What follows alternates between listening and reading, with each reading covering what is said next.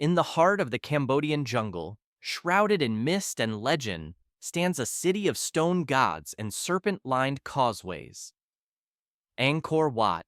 It's a name that makes you think of a lost world, of a magnificent civilization swallowed whole by nature, its sudden disappearance one of history's greatest puzzles. We've all seen the pictures, the iconic lotus-shaped towers reflected in the quiet waters of the moat, the giant roots of ancient trees strangling temple walls.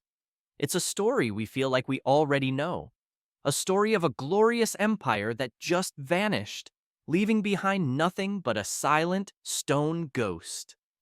But what if I told you that story isn't true? That romantic tale of a lost city suddenly abandoned and then stumbled upon by heroic European explorers? It's a colonial myth. The real story is so much more complex, more gradual, and, honestly, a lot more terrifying.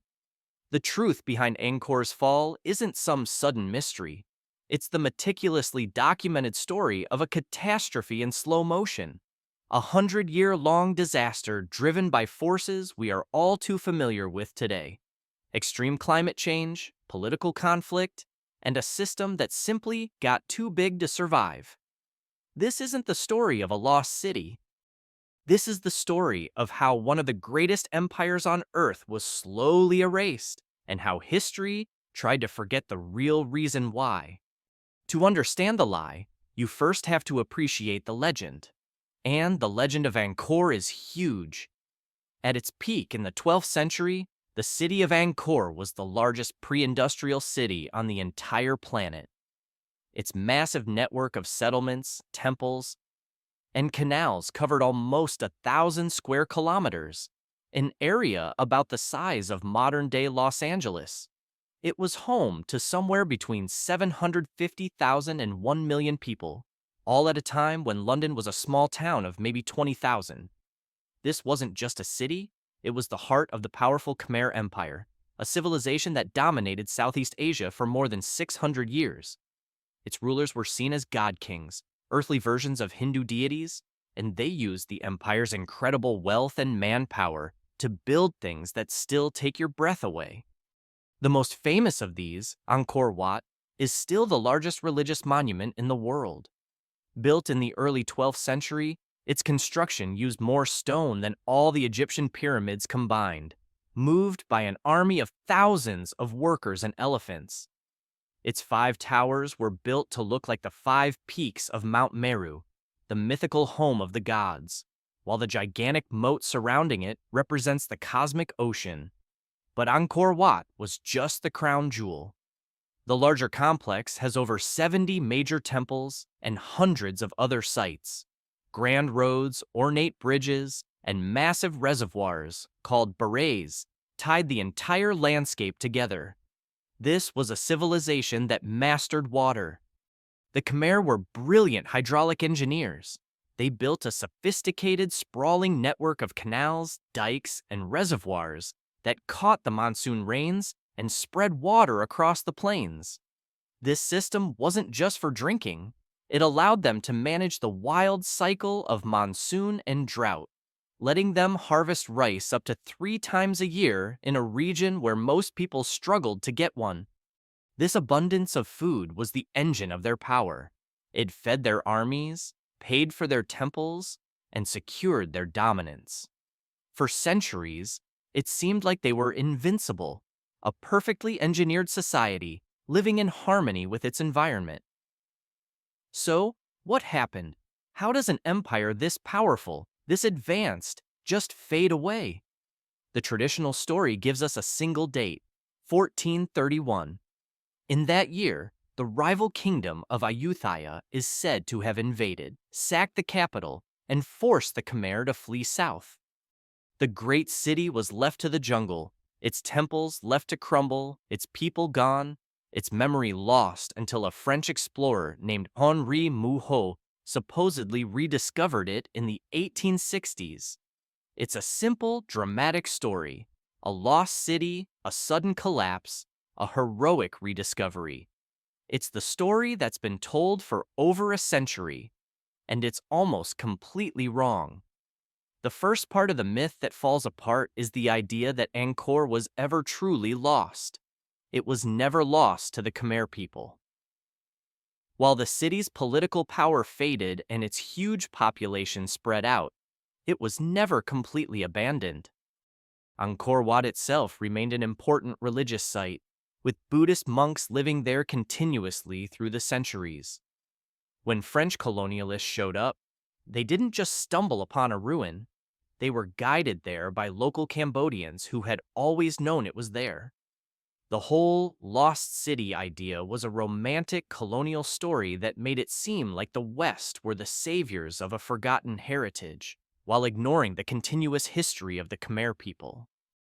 The second, and more important, part of the myth to fall apart is the idea of a sudden collapse. The archaeology tells a very different story. There are no widespread layers of ash and destruction that would point to a violent sacking in 1431. In fact, recent research from the University of Sydney, which analyzed sediment from the moats of Angkor, reveals a much slower, drawn-out decline.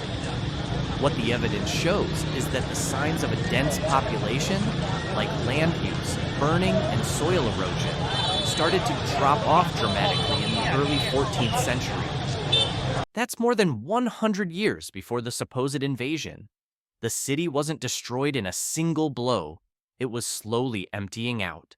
The power, the wealth, and the people were just bleeding away over generations, leaving a hollow shell behind. The sacking of 1431 wasn't the cause of Angkor's fall. It was a symptom of a kingdom that was already dying. The real question isn't what happened in that 1 year. The real question is, what happened over the 100 years before that to bring a superpower to its knees? The answer is a perfect storm of crises, a slow burn apocalypse that started not with an army, but with the weather itself.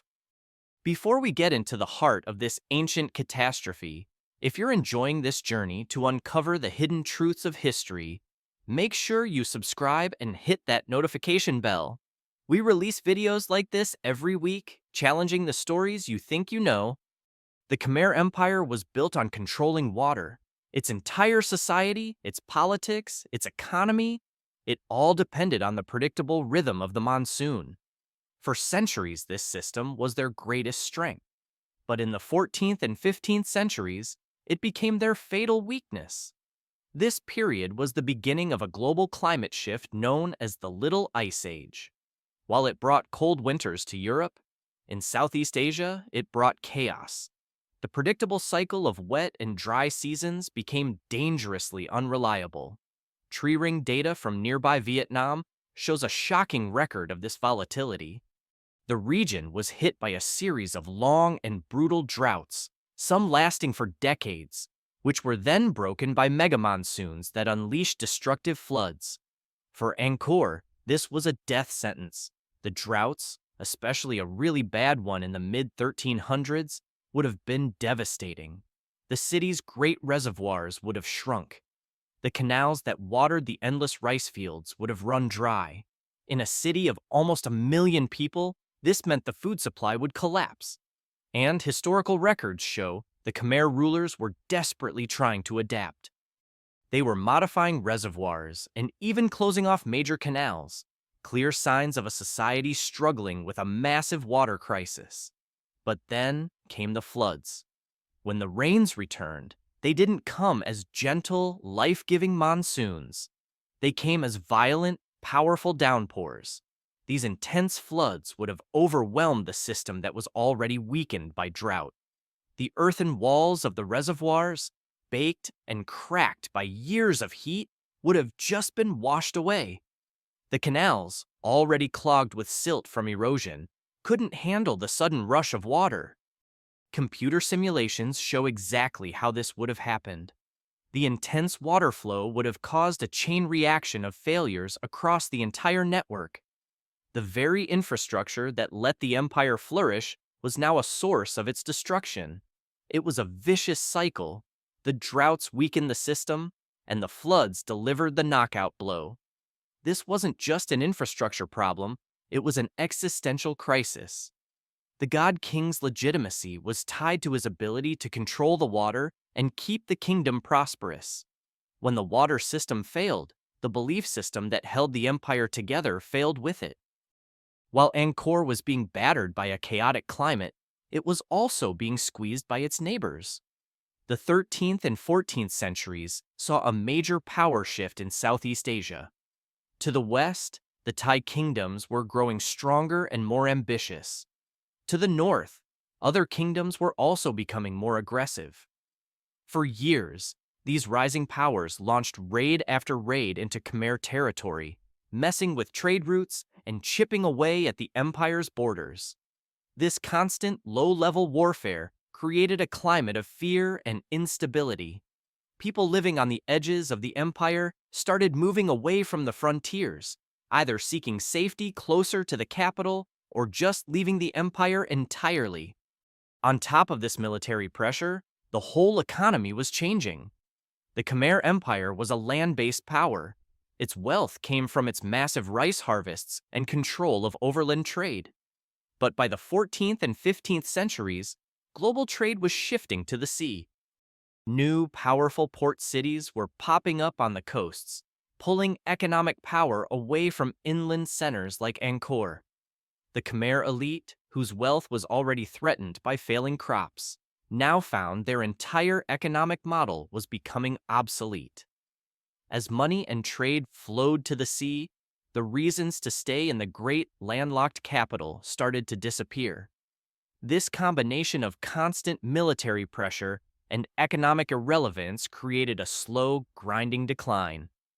The final invasion in 1431 wasn't a surprise attack on a mighty empire. It was an opportunistic push against a kingdom that had already been hollowed out. The Thai forces didn't topple a giant. They just pushed over a statue that was already crumbling from the inside. New, powerful port cities were popping up on the coasts, pulling. The final piece of the puzzle is what was happening in the hearts and minds of the Khmer people. At the same time the climate was turning on them and their enemies were at the gates, a quiet religious revolution was sweeping through the empire. For centuries, the official religion was a unique form of Hinduism and Buddhism that supported the idea of the God King. The king's divine status was the justification for gathering the immense wealth and power needed to build the great temples and water systems. But starting in the 13th century, a new, simpler form of Buddhism began to spread: Theravada Buddhism. Theravada Buddhism taught that the path to enlightenment was available to everyone. It emphasized personal salvation and simplicity over giant temples and god kings. This new faith challenged the very foundation of the Khmer state. It chipped away at the divine authority of the king and the rigid social structure that supported him. As Theravada Buddhism became the main religion, the justification for mobilizing thousands of people to build and maintain massive temples just kind of dissolved. The focus shifted from the giant temple mountain to the local monastery. This cultural shift sped up the city's decline. With the king's divine power weakened and his ability to provide for his people shattered by ecological disaster, the social glue holding Angkor together fell apart. This brings us to the most current understanding of what happened to Angkor. It wasn't a collapse, but a conscious, gradual move. As Associate Professor Dan Penny from the University of Sydney, one of the leading researchers in this field, put it, his team's work suggests that the people didn't leave Angkor because the infrastructure failed. Instead, the infrastructure failed because the city's elite had already left. This is the key insight. The elite, the merchants, the skilled workers, they all saw the writing on the wall. They saw failing crops, a decaying water system, endless wars, and an economy that was leaving them behind. And they made a rational choice. They moved.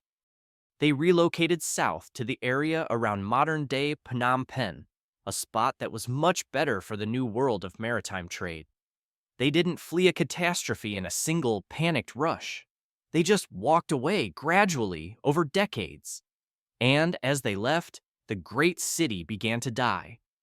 Without the elite to pay for repairs and the people to do the work, the complex water system, already battered by the climate, fell apart for good. The canals filled with silt, the reservoirs failed, and the jungle, which was always waiting, began its slow, relentless reclamation. So, the truth behind the lost city of Angkor isn't a story of a place that vanished overnight. It's the story of a slow, century-long unraveling, a complex dance of climate change, war, economic shifts, and religious transformation. It's the story of a civilization that became too successful, too specialized, and too rigid to change when the world changed around it. The romantic myth of a city swallowed by the jungle is a great story, but the reality is a much better lesson. It's a cautionary tale about how fragile even the most advanced societies are. It's a reminder that no empire lasts forever, and that the complex systems that support us can be broken by forces both inside and out. Angkor wasn't lost, it changed. Its people moved on, carrying their culture with them to found a new capital and a new kingdom. The magnificent stone temples they left behind aren't a monument to a mystery, but a silent, powerful testament to the slow, inevitable forces of change and to the resilience of the people who survived their empire's end. What do you think is the biggest lesson from Angkor's story? Is it the danger of environmental change, the fact that political power always shifts, or something else? Let us know what you think in the comments below. And for more deep dives into the real stories behind the world's greatest mysteries, don't forget to like and subscribe. Thanks for watching.